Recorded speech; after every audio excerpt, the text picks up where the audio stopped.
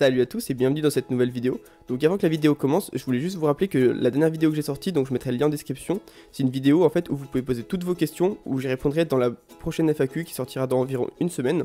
Donc voilà, n'hésitez pas à poser un maximum de questions, pour l'instant vous êtes déjà une vingtaine, donc plus il y aura de questions et mieux ce sera. Donc voilà, n'hésitez pas, et n'hésitez pas aussi à vous inscrire sur le forum que j'ai créé, donc à la fois pour vous présenter déjà, pour poser si vous avez des questions, pour présenter vos colonies, vos élevages, etc. Voilà, donc pour que ça fasse vraiment un espace d'échange où tout l'ensemble des membres peut échanger, peut poser ses questions, peut montrer ses achats, etc. Donc aujourd'hui on va se retrouver sur une fiche d'élevage pour les Crématogasters scutellaris.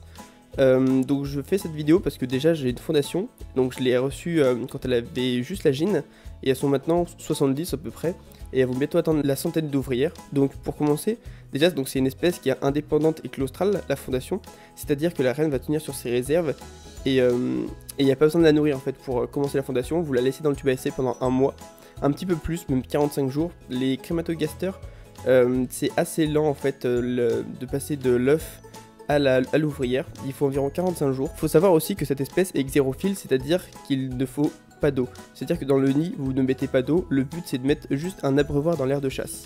Donc le nid, il faut absolument qu'il soit blindé, car cette espèce va creuser le béton cellulaire. Et aussi tout ce qu'elle peut, donc ça va être du plastique et tout, elle peut tout creuser dès qu'elles vont se sentir un peu à l'étroit. Au niveau de la nourriture, elle va manger de tout en fait, c'est une colonie très facile à nourrir.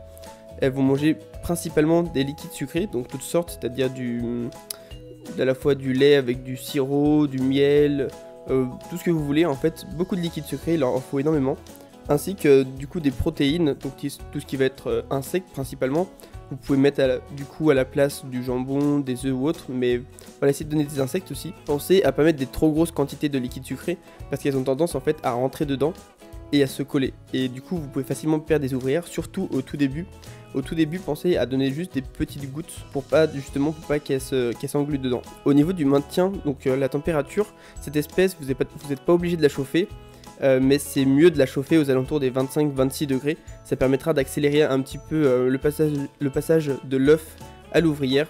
Donc on va dire que environ 6 ou 7 semaines, ça peut le faire, alors que si vous ne les chauffez pas, il faudra 2 mois. Faites attention, cette espèce est très sujette aux évasions. C'est aussi un moyen de savoir qu'elles ont faim. On va dire que si elles s'évadent encore plus que d'habitude, c'est qu'il faudra les nourrir.